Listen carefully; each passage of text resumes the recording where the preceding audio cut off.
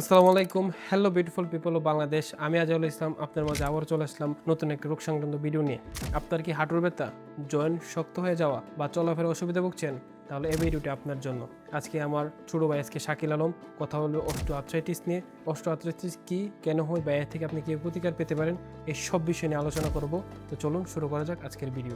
আসসালামু আলাইকুম। আমি শাকিল আলম। আজকে আমি যে বিষয়ের উপরে কথা বলবো তা আপনারা ইতোমধ্যেই জেনে গিয়েছেন। আমি শুধুমাত্র অস্টিওআর্থ্রাইটিসের উপরে কথা বলবো না, আমি সমগ্র আর্থ্রাইটিসের উপরে কথা বলবো এবং আমাদের সমাজে যে ধরনের কুসংস্কার রয়েছে আর্থ্রাইটিসের এগেইনস্টে সেটা ভেঙে দেওয়ার চেষ্টা করব। অস্টিওআর্থ্রাইটিসের ভেতরে অস্টিওআর্থ্রাইটিস হচ্ছে সবথেকে মোস্ট কমন। এটা একটা ডিজেনারেটিভ বোন ডিজিজ। এটা হচ্ছে আমাদের হয় wear and tear and progressive losses of articular কার্টিলেজের কারণে। অর্থাৎ যখন আমাদের নি জয়েন্টের আর্টিকুলার কার্টিলেজ প্রোগ্রেসিভলিভাবে ছিঁড়ে যায়, ক্ষয় হয়, তখন এটা আমাদের হয়ে থাকে। এখন আমরা জানবো অস্টিওআর্থ্রাইটিসের টাইপ নিয়ে। অস্টিওআর্থ্রাইটিস সাধারণত দুই প্রকার, একটা হচ্ছে প্রাইমারি আর একটা হচ্ছে সেকেন্ডারি। আমাদের যে কার্টিলেজ রয়েছে এটা ডিজেনারেশন হয়ে থাকে উইদাউট এনি আন্ডারলাইনিং কজেস, সেটাকে বলা হয়ে থাকে প্রাইমারি অস্টিওআর্থ্রাইটিস।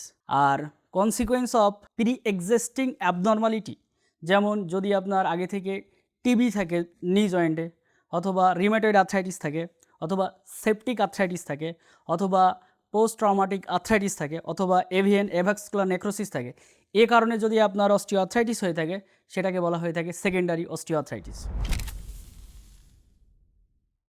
এবার আমরা অস্টিওআর্থ্রাইটিসের সবথেকে জটিল বিষয়টা জানার চেষ্টা করব যে কিভাবে অস্টিওআর্থ্রাইটিস আমাদের ডেভেলপ করে থাকে। সর্বপ্রথম আর্লি যে ম্যানিফেস্টেশন বা মরফোলজিক্যাল চেঞ্জ আমাদের নি জয়েন্টের ভেতরে হয়ে থাকে সেটা হচ্ছে সারফেস ফিব্রিলেশন। তার পরবর্তীতে সারফেস ইরেগুলারিটি হয়ে থাকে, দেন সারফেস ইরোশন, ক্ষয় হয়ে থাকে।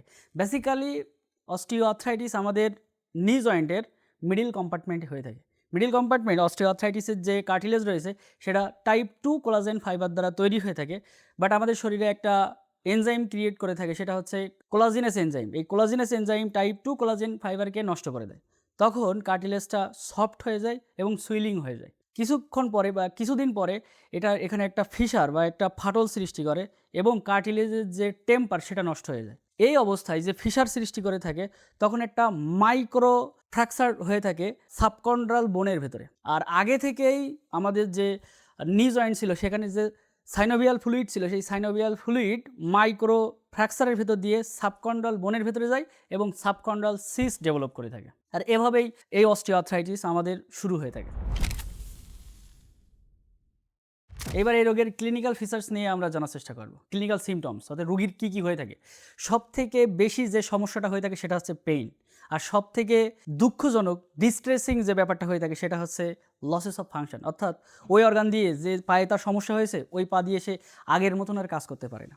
তারপর ডিফর্মিটি তো থাকবেই, সাথে সাথে ক্রিপিটাস একটা সেন্সেশন হয়ে থাকে। ক্রিপিটাস সেন্সেশন কি, যখন এটা ধরেন যদি আমার নি হয়ে থাকে, নির ওপরে যদি আমরা হাত দিয়ে থাকি এরকমভাবে পালপেশনের জন্য, আর তাকে যদি আমরা পা লম্বা করতে বলি, ভাঁজ করতে বলি, তখন আমরা একটা গ্রেটিং সেন্সেশন শুনতে পাই আর কি। এটাকে বলা হয় ক্রিপিটাস। এছাড়াও আমাদের যে প্রক্সিমাল ইন্টারফ্যালেঞ্জিয়াল জয়েন্ট রয়েছে এখানে সুইলিং হয়, এটাকে বলা হয়ে থাকে বোসার্ট নডিউল।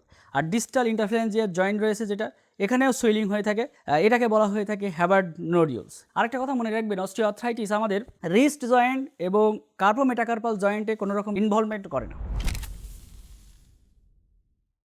এবার কিছু অস্টিওআর্থ্রাইটিসের স্পেশাল ফর্ম আমরা জেনে রাখবো আর কি। বেসিক্যালি এগুলো হয়ে থাকে যারা বরফের দেশে থাকে। বরফের দেশ যেমন রাশিয়া, সাইবেরিয়া, জার্মানি, এই সমস্ত দেশের মানুষের প্রধান খাবার হচ্ছে রুটি, জবের রুটি, গমের রুটি।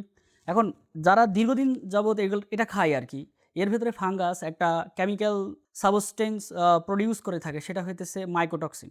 যারা এটা রেগুলারলি খায় আর কি, দেখা যাচ্ছে 20 থেকে 25 বছর কি 30 বছর তাদের একসময় যে অস্টিওআর্থ্রাইটিস হতে পারে এবং সেই অস্টিওআর্থ্রাইটিসকে ক্যাসেনবেক অস্টিওআর্থ্রাইটিস বলে থাকে। আরেকটা রয়েছে মেসেলি osteoarthritis. Basically this is genetically determined, মানে বংশ পরম্পরায় হয়ে থাকে এবং এটা সবথেকে বেশি অ্যাফেক্টেড করে থাকে আমাদের হিপ জয়েন্টকে।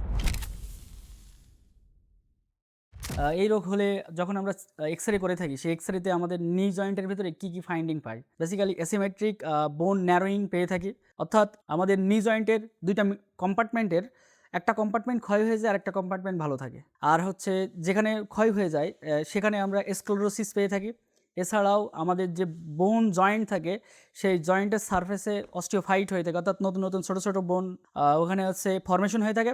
এছাড়াও আমরা ওখানে লুজ বডিজ পেয়ে থাকি এবং মাইক্রোফ্র্যাকচারের কারণে এবং সাইনোভিয়াল ফ্লুইড যাওয়ার কারণে ওখানে আমাদের জয়েন্ট সারফেসে আমরা সিস্ট পেয়ে থাকি, সাবকন্ড্রাল সিস্ট পেয়ে থাকি।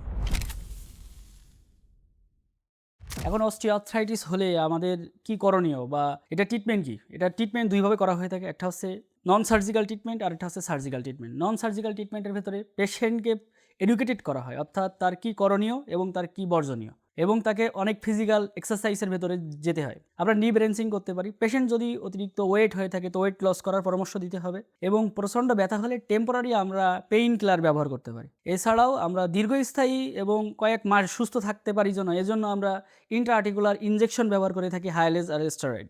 সার্জিক্যালের ভেতরে দুইটা পদ্ধতি আমরা অবলম্বন করে থাকি। একটা হচ্ছে TKA, টোটাল নি আর্থ্রোপ্লাস্টি করে থাকি। বেসিক্যালি এটা সবথেকে গুড প্রগনোসিস রিপোর্ট আর কি। 15 বছর পর্যন্ত সে সুস্থভাবে চলাফেরা করতে পারে, তার কোনো রকম কোনো প্রবলেম হয় না। আরেকটা রয়েছে HTO, এটা হচ্ছে হাই টিবিয়াল অস্টিওটমি। এটা তখনই করা হয় যখন নি জয়েন্টের মিডল কম্পার্টমেন্ট অ্যাফেক্টেড হয়ে থাকে, তখন এটা করা হয়ে থাকে।